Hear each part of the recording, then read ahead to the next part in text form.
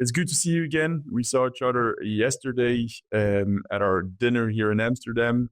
But here today we are at the podcast session. We tried recording it yesterday, but it didn't work out. So now we're back. Let's hope this time it works. Maybe for the audience that is listening, can you briefly explain who Bob is and what Firmhouse does? I'm Bob, founder of Firmhouse. Started Firmhouse a long time ago. And we're a subscription platform that focuses on the recurring commerce with a sustainability impact. So we try to empower merchants that are changing consumption or think different on how we actually get products into our life and have connections with brands as well. We call that shifting commerce for good. Cool. So where did it came from? Where did it all start from? I think you have an agency background as well. We're still in the agency life, but you changed to a product kind of company. So tell us how you did the shift. We made it. The magical shift that most agencies at some point are looking at, like how do you introduce a product or how do you productize of something that you do. We were very active in the innovation scene. So we worked with bigger brands that wanted to do like test a new idea into the market. So building MVPs. So going very quickly from idea into production in complex environments. And one of those customers was Philips, and they had a beauty device of €500 and they wanted to offer it on a try and buy. So turn it into a subscription first. People can pay for the first 90 days on a monthly basis, then decide if they want to own the device, stay subscribed, or send it back to Philips. So we built that, launched it, very hacky. And then we realized this is very impactful. This has a positive impact on not overproducing all those beauty devices that end up in a drawer, but really unlocked more revenue for Philips and at the same time allowed people to try it before they would commit to owning one. So that was the starting point. Back in 2018, on top of mind, still doing a lot of agency work next to it. So a lot of it that we did in the beginning was bootstrap. So we used our agency revenue to build the product and then go into the market with it. And 2019, we raised our first round to kill the agency. And then just before COVID, so that was a bit of a challenge afterwards. And then last year, we raised 1.4 from strategic investors. We never announced it, so this is the scoop. 1.4, so a lot of, and then a lot of people from the e-commerce world as well as payments world that know how complex Europe is for payments. Probably something we'll discuss on the podcast. And then pull it off in how to do it in the e-commerce environment. So they knew a lot of what we were doing. That has been a good accelerator for our growth. Cool. Nice. Maybe interesting for other customers to know also who is your typical customer? Our typical customer is a merchant doing a couple of million in revenue and having subscription and recurring revenue as part of their core business at least. So meaning that they rely on subscriptions to be a bigger part of their engine. So they know what they're doing. They know that it's complex. They have experience doing it across borders. So if you would like to chip down on that, it's multiple markets within Europe, different payment methods, and a consumable product. Typically, they're on Shopify nowadays, but we also have a lot of customers with their own storefront, headless storefront. So we're platform agnostic. That will stay that way. So Shopify is a big enabler for us to grow. At the same time, we also see merchants that really want to have full control on their front-end experience because they have a specific custom experience in mind. For example, Parfumado is a really good example on our platform, like a calendar, and everything is very custom. So they don't rely on Shopify to build their core custom experience. They use that with our API in their own front end. Cool. So let's maybe dive into what recurring commerce actually means. So, maybe we can touch upon online and offline, although I don't really know that there is a lot of offline recurring commerce examples at this point in time, but it's nice as the unified commerce shift to, again, brick and mortar offline comes up quite again with the merchants. But first, maybe, let's just touch upon like recurring commerce, maybe then online, and let's see what we think with the three of us about can it come offline when people just visit stores and go for a subscription, etc. But how do you look at recurring commerce? So starting with the last question, we do have a customer who offers in-store subscriptions for contact lenses. So they have, in their case, Argent terminals. You can tokenize the card. Then they can subscribe in the store and then get their delivery sent to the store where they actually subscribed as well. So it's pretty tailored experience that they offer. So there is already an offline world. It's not big yet. So let's be honest, everything happens online. So recurring commerce for us means that anything that is a physical product that you consume in any way, on a recurring schedule. It sounds a bit like, oh, that makes sense. Recurring commerce, the two words.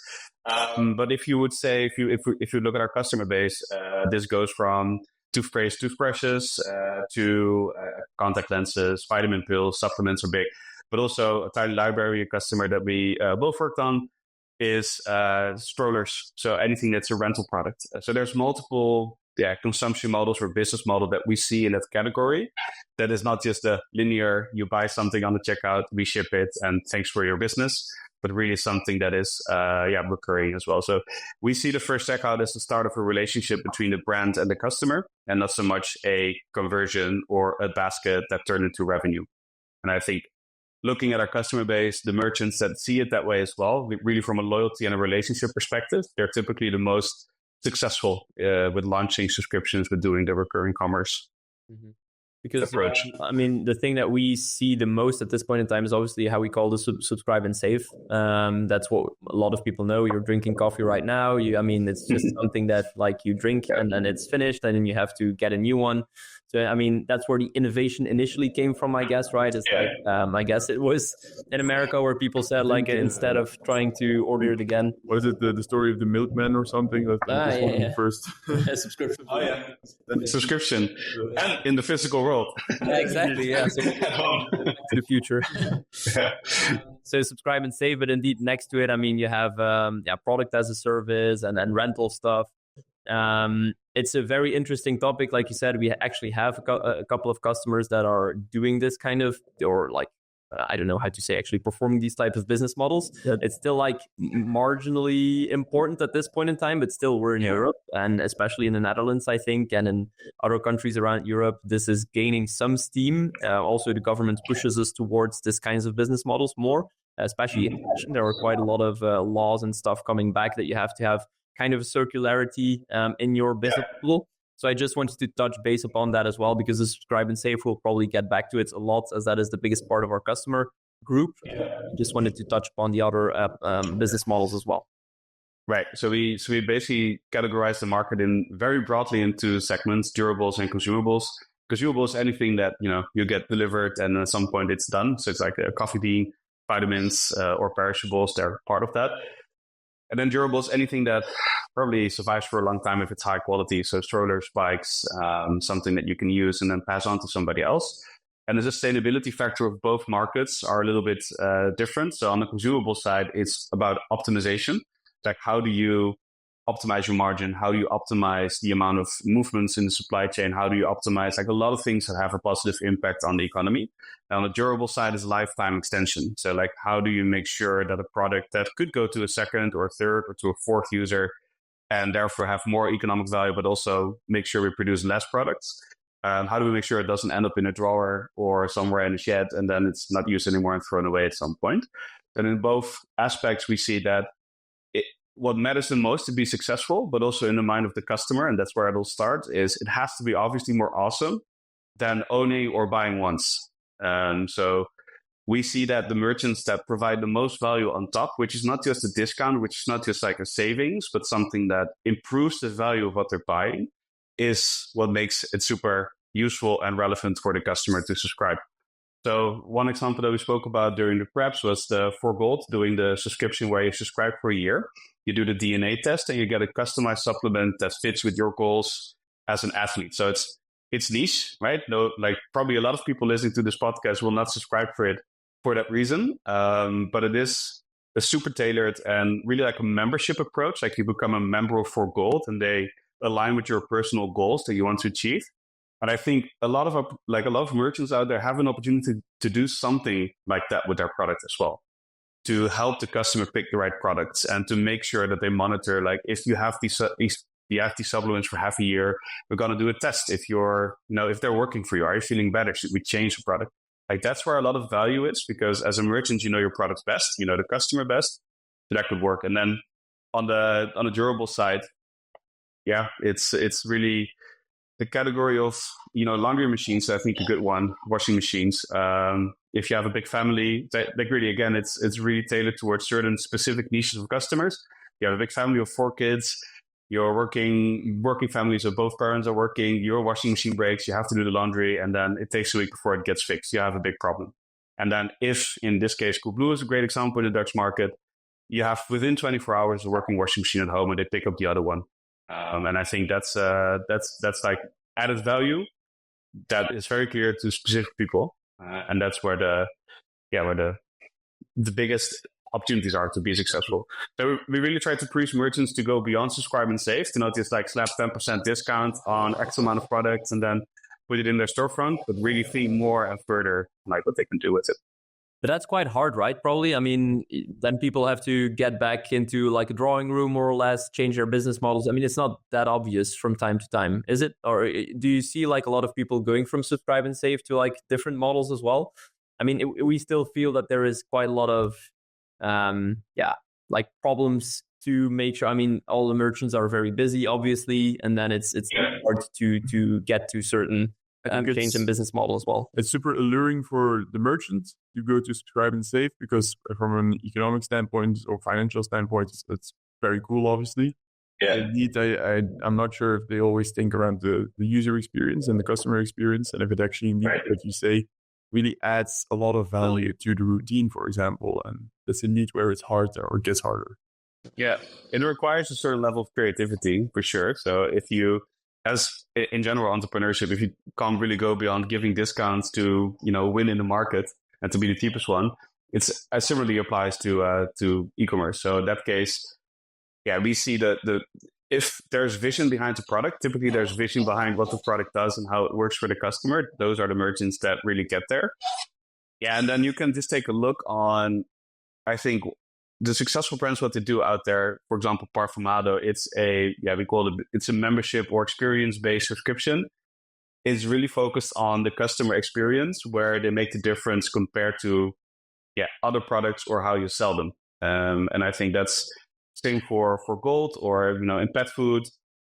There's a lot of good examples. I think Edgar & Cooper and others where they really take a look at your dog. How old is it? Like, does it shed a lot of hair? What type of food do you need to prevent that? They're really tailoring it around the outcome that you want to have a product. So that's typically what we ask, like, how could you improve the outcome of your product without changing your product?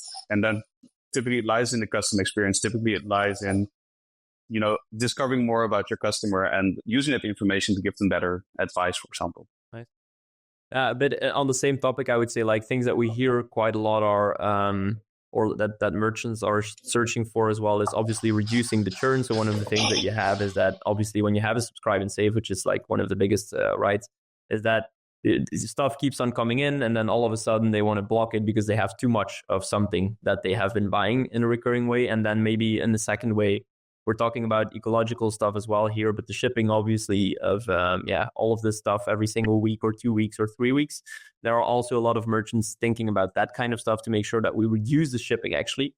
So what do you see there typically going on in the ecosystem, and what are entrepreneurs thinking about to actually make sure it is durable and a bit more sustainable, and make sure that maybe there is also a reduction in churn potentially by catering the customers in a better way? Yeah. Well, it comes down to quite a few standard features that platforms like ours have, like skipping orders, pausing subscriptions, changing order dates, changing quantity. So that's really around managing the type of product. But it starts where the customer subscribes. So I think Plankton, they're really focused on making their packaging ecological. So there's a lot of factors non-related to technology that you can apply for that. And then Plankton also is pushing people to do a 60-day delivery or a 90-day delivery instead of a 30-day delivery. So it's really around how quickly and how often do you want to ship a product.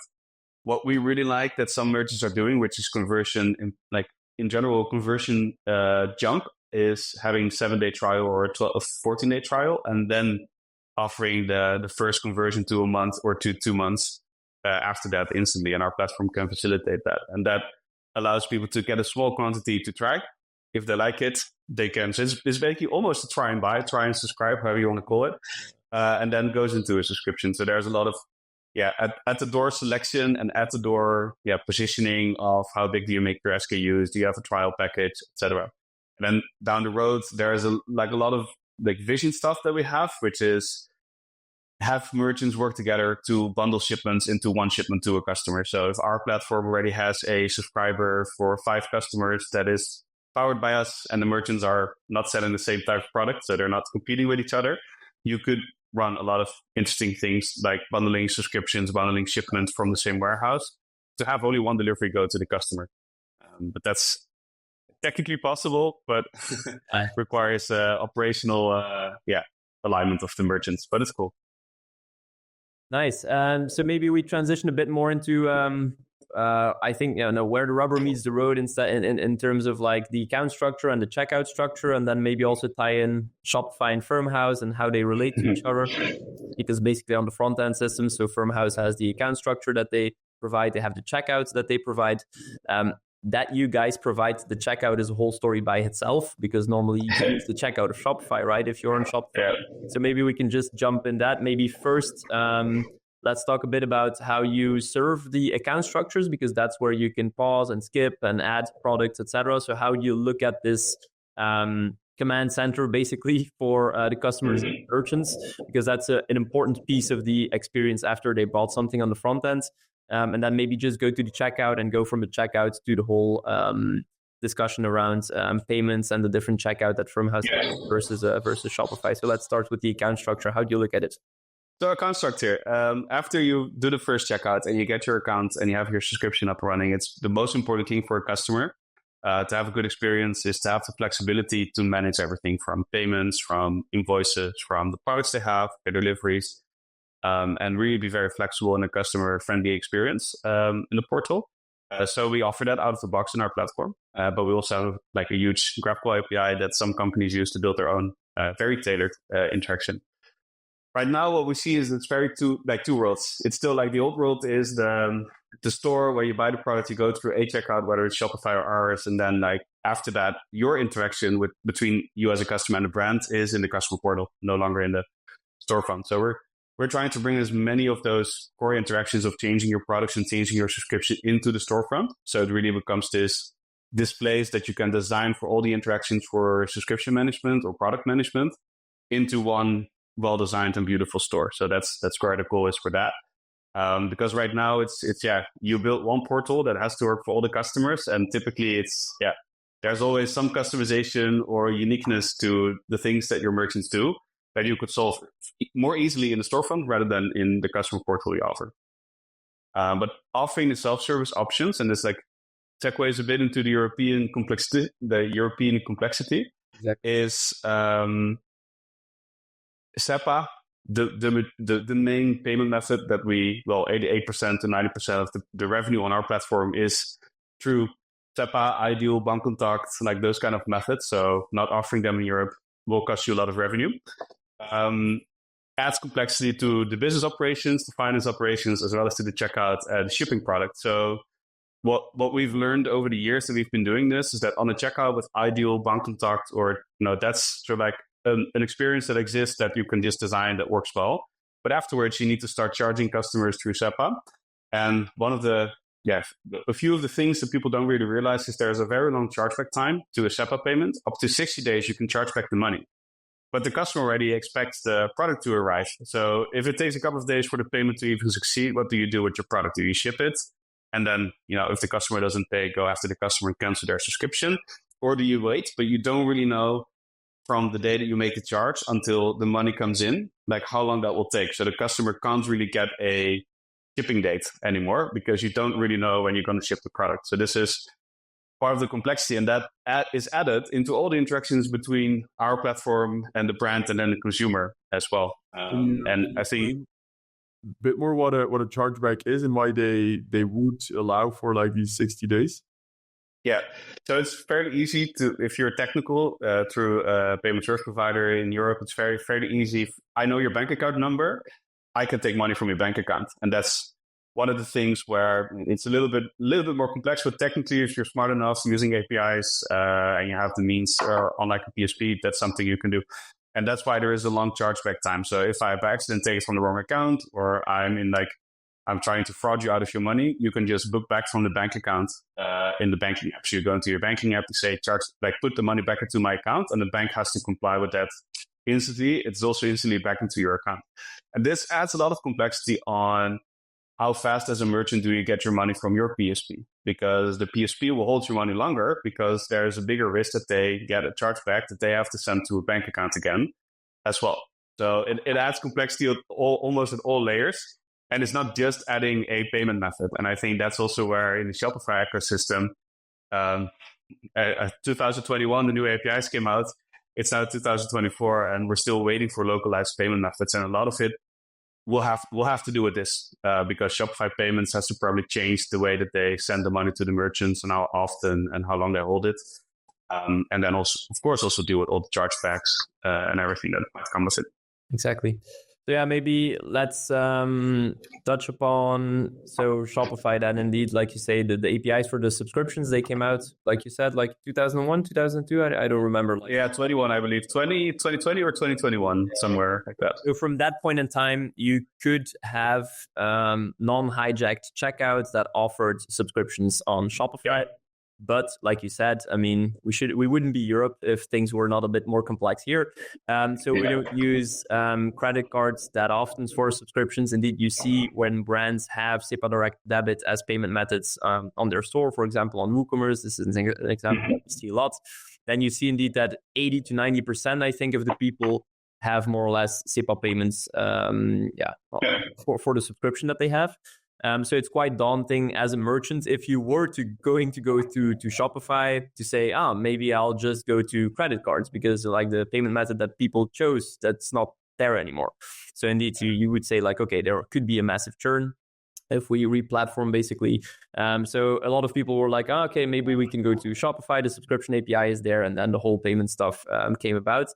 And then you still had the hijacked checkouts, like we call them more or less in the Shopify ecosystem, that also Firmhouse had. So basically what then happened is that it's a kind of a linked system between Firmhouse and Shopify, but you kind of had two systems working in parallel. And so if you were then going for a subscription, you go to the Firmhouse checkout, and then the order obviously is pushed back into Shopify. And so that's where we are more or less today, but there are things happening in the ecosystem. Like we said, we have been collectively working quite hard behind the scenes and in front of the scenes and whatever, and to try and make sure that Shopify would actually apply it, because it's actually better for the merchant, right, if everything is a bit more integrated. Customer also, there are a lot of customers need the good user experience of a Shopify, and then the experience of using your preferred payment method is just very simple. Yeah.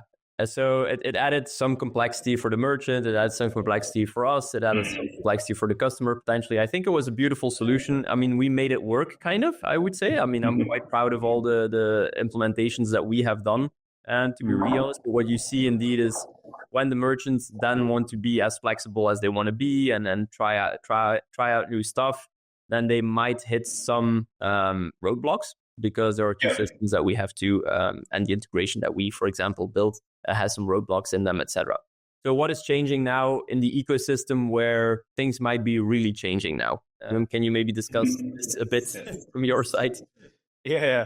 So because of Shopify, Shopify is, like, as many people know, one of the fastest growing platforms or brands in e-commerce out there, with a very shifted target, and gaining a lot of traction. Just look at the numbers. So it's also for us the most interesting platform to build on top of, because it will also grow our business faster. And historically, because we're in recurring commerce, we always had to work around everything with Shopify. We are locked in APIs, or having a Shopify payment strategy, and not trying to have all the recurring with other PSPs out there. And these things sort of, we just were working our way around it. Therefore, we had to we had to build our own commerce platform, billing engine, everything outside of Shopify on its own. So there are merchants that don't use any e-commerce platform, but just use Firmhouse. We have our checkout, we have all the card logic and everything you need to actually do so. So a lot of the things that Shopify offers to other plugins out there is something that we have to build ourselves as well, and maintain and scale and have available in all these markets. This is changing because we can now also use Shopify checkout with some workarounds with local payment methods. And that's a huge unlock, because things like pickup points, more advanced logic on pre-filled information on checkouts from Shopify will become available almost instantly when people launch with the Shopify checkout powered by our platform. And one of the benefits if you run it with Firmhouse is that if Shopify ever changes the payment strategy again and maybe the local payment methods, you can still rely on our checkout or our logic, because we do have all the commerce logic outside of the Shopify checkout to also do it independently. Yeah. And at a certain scale and size, if you have 300, 400, 500,000 euros in revenue every month coming from recurring, going for that one bet that you might get locked out again if they change the way it works because it's better for 90% of their install base at Shopify, then that's a good option to have as well, to be able to go back to a standalone setup. Maybe something that I hear quite a lot is that, or also merchants, they want to have those mandates as close to them as possible. Yeah. So maybe you can just talk a bit about that as well, because there is also some like questions and confusions around this. Like if we go to Shopify payments, you have your mandates. How does this work? Like imagine you're on a different system on a WooCommerce, you have your mandates there basically with a Molly, with a whatever system. Yeah. How does this work then if you go to another system, or how would you live to it? So payment tokenization in 20 seconds. Basically, when you do an ideal bankcontact or a Sofort, Sofort is no longer existing. This is one of the things in Europe that happened in the last week. So now it's Trustly. So if in Germany you use Trustly, first payment, we tokenize it in the payment service providers, so either in Molly or a Gen or other, like Stripe, you have also Stripe support. We store the token in the PSP, so we don't have the info, but the payment service provider has the info to charge the right account. We tell the payment service provider who to charge, when, and for how much, and they perform that using the token. Typically, if you want to move from Molly to Argent, from Argent to Molly or to Stripe, they have these rules between them that they can transfer your mandates to the other PSP, and then we can reconnect them. So you can always move from PSP to another. Shopify with Shopify payments probably doesn't have this focus. So, and that's something that merchants have to be aware of, is that it's a really, like as an integrated proposition, it's beautiful because it works really well. It's like, I always compare it Android versus iPhone, like which camp you're in. A lot of people use iPhone and accept sort of the walled garden that they're in for the better experience. And it's similar with Shopify payments and Shopify.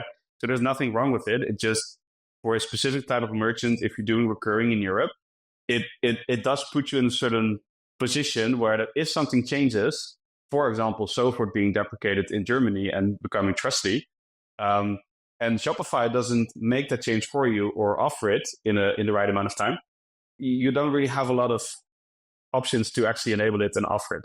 And I think that's one of the biggest considerations for the more like the SEPA and the payments and the payment landscape that you're in, that you have to really look ahead what you want to do, where do you want to grow, which markets do you want to go in, and what flexibility do you want to keep for your payment information, your information that lives in another platform that you can take anywhere else if you want to change your business or change your stack. But you said they can transfer it in between each other, but can you like ask from Molly, like, hey, pass it on to me, pass it on to the merchant itself, and then... No, right? Because PCI or compliance stuff, no? You need to be PCI compliant, so that's the whole Vault thing. I mean, technically, you can take information out of the API to a certain extent, but they ask you where you're going with your info, and then they transfer it to Argent, or they transfer it to the other PSP. And it's probably better for your own security and risk to do that as well, to not become PCI compliant. Vaults and having the mandates as your business info, and then having a party that manages that, like Molly or Argent, that really has this mobility and allows you to migrate. I think is not a bad idea to have, especially when you're in Europe. And truth be told, this is very different in the US. Everything is a credit card. So it doesn't really matter. If you have a good rate of Shopify payments, you have credit cards in 330 million people that have a credit card and can use it on your checkout and do recurring. What are the chances that you want to go to Stripe independently, or Vault Online, or Vault Payments, something like that? Yeah. Maybe also from my understanding, Bob, when you guys are completely integrated within the Shopify ecosystem, it actually means, from what I understand, is for one, you then tokenize the payment, you receive data, and you can actually make sure that it's recurring. But you can actually then ask to the payment provider, like, hey, this is when you need to like charge the customer, for example, or I'm not sure charge is still the right word here, but this also means that you guys have full flexibility over when it needs to happen, how much it needs to be. And can you then also, with all of the other business models that we've explained, can you then just having that token means that you have full control over the business model you want to offer, right? Or is that? Yeah, so it's like that. So I'm not sure how much we want to put in the podcast about how it exactly works, because it's a little bit of a trade secret. But yeah, so basically, if you've done the first payment, you can make it a recurring payment afterwards through the PSP. Some PSPs offer this, including Molly and others. And that gives a lot of flexibility. And with our platform logic, we're capable of then charging anything to that mandate. So the more flexible the platform is, in this case, Firmhouse, the more creative and future focused you can become in the things you do as a merchant, whether it's in memberships and other things. And that's where, because we have done rental, we have done all these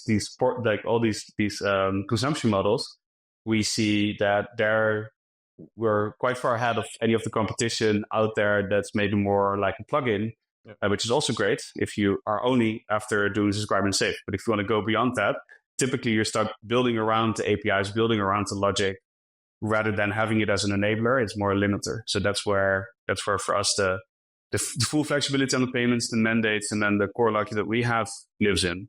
Yep. Okay. So if you want to have that deep relationship with your customer, you guys make sure that from a financial perspective, you can have that deep relationship effectively. Okay, cool. Maybe, we are coming to an end, I would say. We don't have to necessarily make it too much longer. It's all about payments. It's boring. No, I love it. But I do want to ask you one question. Shopify has recently offered like Shopify subscriptions.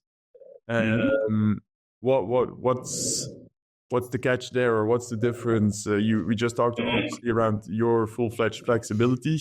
I suppose that's one of the bigger differentiators, but what is Shopify subscriptions today? That's a good question for Michiel to get him on the podcast, our CTO. So what we see is that everything comes back to a selling plan in Shopify. And then how you update or set that selling plan has some limitations in imputations. If you would look at our core logic that most of our merchants are using with a consumable, we call it smart order based. And it's 100% flexible to even have different shipping days per product and make a complete membership experience with it. Maybe sometimes too flexible for what merchants want. But Shopify is kind of like on the other end of the spectrum as well, in terms of how rigid it can be in how it works. And for the majority of the merchants, probably that's fine. But I think as soon as you start growing past just quote, respectively doing recurring orders or repeat orders, you run into some limitations there. And some of it is really at the core of Shopify. And then Shopify payments being so tied into it, I think there will be also, for Europe, maybe some challenges on when do you release an order. And I think the core logic for a credit card is you get an instant settlement. So I charge a credit card, I don't know how many seconds later I have green flag, red flag, yes or no. And then you release the order based on the payment you have. But with SEPA, this is simply not possible. So it can take up to 4 or 5 days before you get a positive reply, and then the customer can still book it back for 60 days. So what do you do with your product? Yeah. Like you have to release it basically with the risk of not being paid and having to go over a customer. And that's just the reality of Europe, where you can see that Shopify is built with the US and credit cards in mind at the core of the platform for recurring. And it will be like we're retrofitting a lot of our logic right now on it, but it's still a little bit, people are not used to at Shopify that you send an order without being sure you're getting paid. And they go like, why would you do that? And then, you don't really have an option if you want to launch subscriptions successfully in Europe. Europe is getting bigger for Shopify. So that's one thing. I think positive. Maybe we'll start looking a bit more into it. And I think indeed, John, your question is very good in terms of how should merchants look at this? Because basically we make this podcast for the merchants, right? But it's a nice stepping stone. It's a nice first step. I would say it's again a bit the Android versus the Apple approach. It's like, here is something that you can try something out with. It's really easy. You can just try it out if it works for your business. And then you kind of that's also how Shopify pitches it. You probably run into some limitations that you cannot change basically. And then other systems and the ecosystem is quite large, can tailor to specific needs. And Firmhouse is obviously one of them. Maybe, the next couple of weeks, how do they look for you? Because it's an exciting time, right? Again, a lot is changing in the ecosystem. Shopify is still big for you guys. What is going to happen? Can you say something about this? You're probably at it as well. What can you share? Yes. So we have the first merchants going live on the native checkout. And I think that's for us a big moment where finally we can have a simpler cart and go into the checkout. It's still a workaround. So we also need to learn what are the edge case and implementations you have to look out for. So we're very excited about that because testing it live is better than doing a test environment and finding the edge cases there. Yeah. So that's very exciting. Also a very cool proposition that probably is not easy to do on other platforms. Then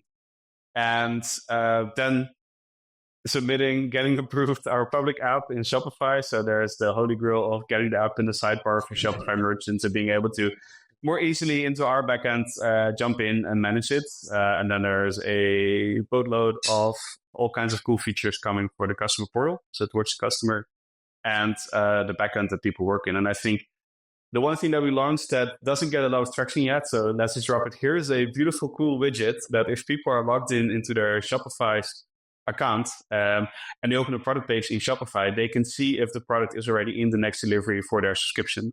And they can change the quantity on the product page rather than having to log into the customer account. Or they can add a new product to the next shipment. And I think bringing that into the Shopify environment from our side is what we call seamless commerce, or being like really one experience at one pace. And you make everything evolve around the customer rather than putting the customer through the hoops and going to the right place to do like a very customized approach there, for example, in a customer. But you said earlier, right? You want to move more things to the storefront? Well, we said before, like, is this now like a big divide, basically? But now it's getting like more flexible, which is it's quite novel. I mean, I've never seen it before. It's quite cool because I think that is cool. Once you can obviously serve a way richer experience from within those pages and you personalize them, etc. You can then like tie into the transaction basically from those pages. It's quite insane. It's something 100%.